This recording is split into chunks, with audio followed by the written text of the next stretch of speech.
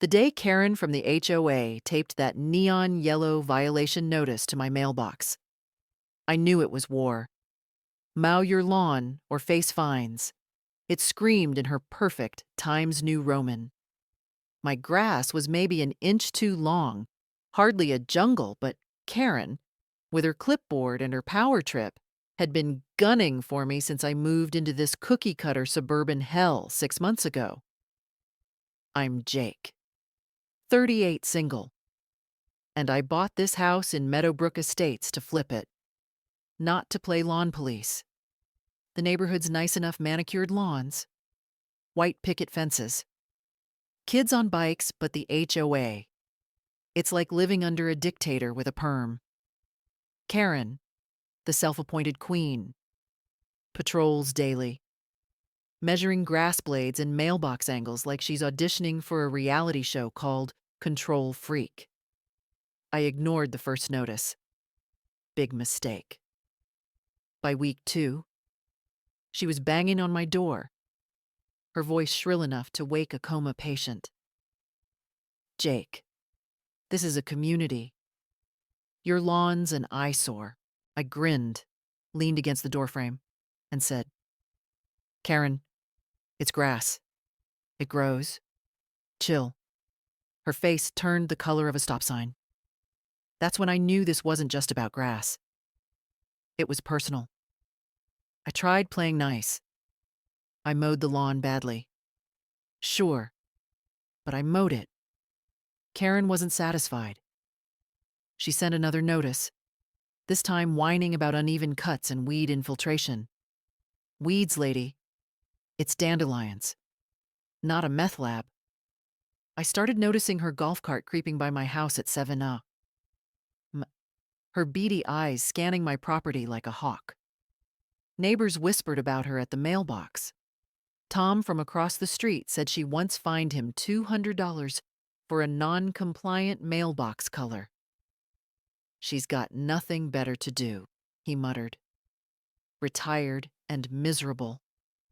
I started feeling like I was in a bad sitcom. Except the laugh track was Karen's passive-aggressive emails. Then came the third notice, threatening a $500 fine and a lien on my house if I didn't rectify the lawn situation by Friday. That's when something in me snapped. I wasn't going to let this petty tyrant run my life. If Karen wanted a perfect lawn, I'd give her one she'd never forget. The plan hit me over beers with my buddy Mike, who's been flipping houses longer than I have.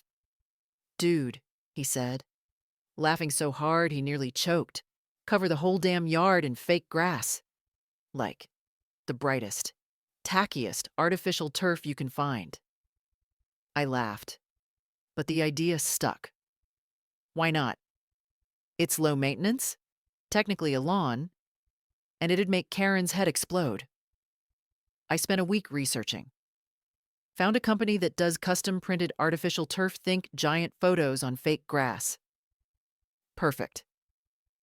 I sent them a selfie, one where I'm smirking like I just won the lottery, and ordered enough to cover my entire front yard. Cost me a couple grand, but worth every penny to stick it to the HOA. I also had them print a little message in red paint across the turf. HOA can kiss this lawn, subtle no. Satisfying hell, yes. Mike and I spent a Saturday ripping out the real grass, dandelions, and laying down my masterpiece. By Sunday morning, my lawn was a glorious, plastic green shrine to my own face, staring up at the sky like a suburban Mona Lisa. Monday morning, all hell broke loose. I was sipping coffee on my porch when Karen's golf cart screeched to a halt. She stepped out, clipboard in hand, and froze. Her mouth dropped open, and I swear I saw steam coming out of her ears. What is this? She shrieked, pointing at my lawn like it was a crime scene. I leaned back in my chair, grinning. It's my lawn. Karen. Mowed. Maintained. And HOA compliant. You're welcome. She started yelling about bylaws, aesthetics, and community standards. But I just sipped my coffee louder. Neighbors started poking their heads out. Tom was doubled over laughing, and Mrs. Jenkins, the 80-year-old gossip queen, was already on her phone, probably live streaming to the neighborhood group chat. Karen stormed up to my porch, waving her clipboard like a battle axe. This is vandalism. You'll be fined. You'll be sued. I stood up, looked her dead in the eye, and said, Karen, sue me. I dare you. My lawn's perfect now. That's when the twist hit Tom, who I didn't know was a lawyer, chimed in from across the street. Actually, Karen, he called. HOA bylaws don't ban artificial turf. You got no case. Her face went from red to purple. Checkmate. The fallout was glorious. Karen tried rallying the HOA board, but half of them thought it was hilarious, and the other half didn't care enough to fight me. The turf stayed. My face became the talk of Meadowbrook Estates. Kids started taking selfies with it, calling it Smirking Jake. Mrs. Jenkins told me she hadn't had this much fun since the 90s. Even the mailman gave me a fist bump. Karen, though she stopped patrolling my street.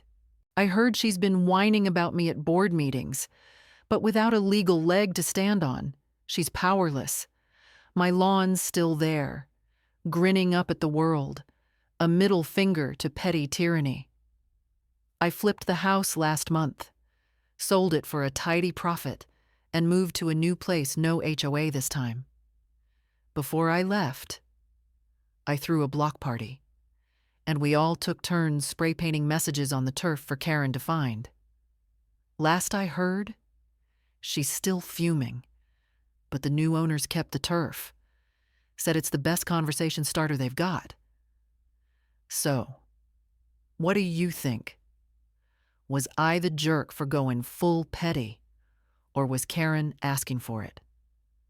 Drop your take in the comments. I want to hear who you're rooting for. The end.